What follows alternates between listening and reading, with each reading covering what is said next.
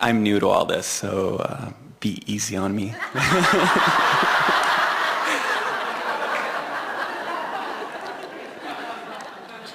We haven't talked too much about soulmates or that kind of idea. I was wondering what you thought about that. Yeah, what is that?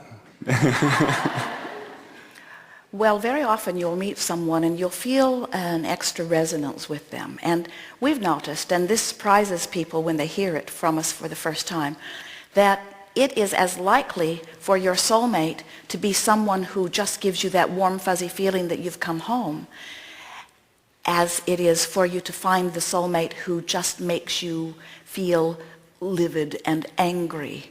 Because sometimes your soulmate is already in that place of alignment and sometimes not, or sometimes your soulmate is in alignment and you are not. So depending upon where you are along this emotional scale makes them feel the way they feel to you.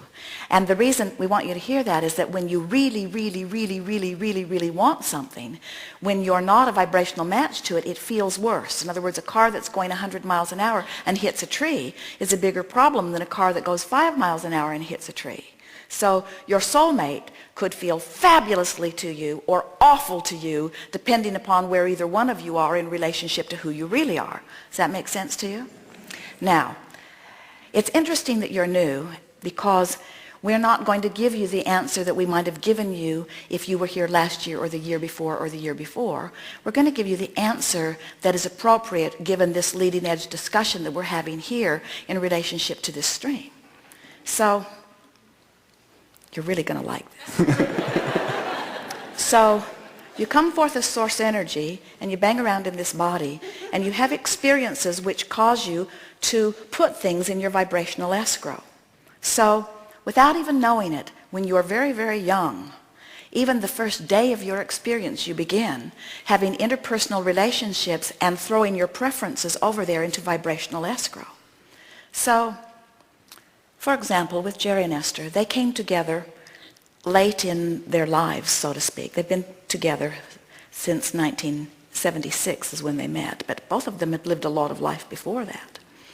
And as they were living life apart from each other, each of them were having experiences with others and experiences with life that was causing them to identify who they really are. So a vibrational escrow for each of them was forming. And unbeknownst to either one of them, life was causing Esther to create a vibrational escrow that was the identical, or nearly so, vibration of the vibrational escrow that Jerry was in the process of creating.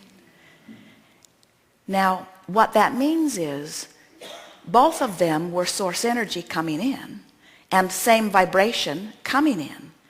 And as they each individually lived life and had exposure to experiences that took them away from who they really are, their desire to be who they really are kept getting thrown over there into their vibrational escrow. You getting a picture of this?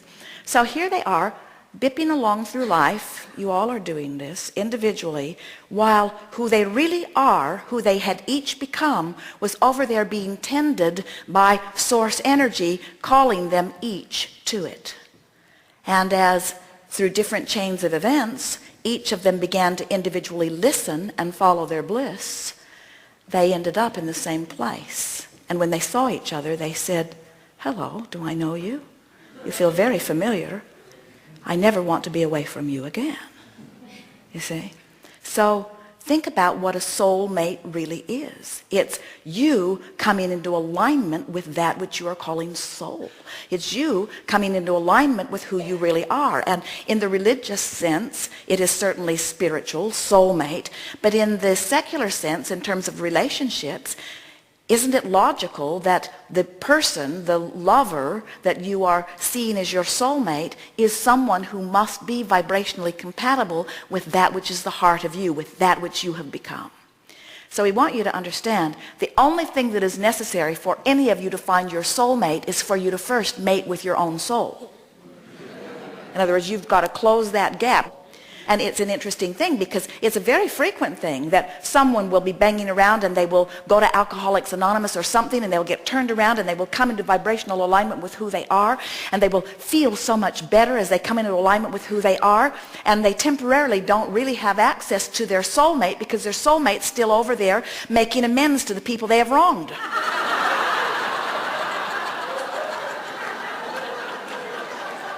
In other words, you can't come into vibrational alignment with someone who's on a different vibrational frequency. And that's why we say sometimes your soulmates feel like the best thing that's ever happened to you, and sometimes they feel like the worst thing that's ever happened to you, depending upon where either one of you are in relationship to who you really are.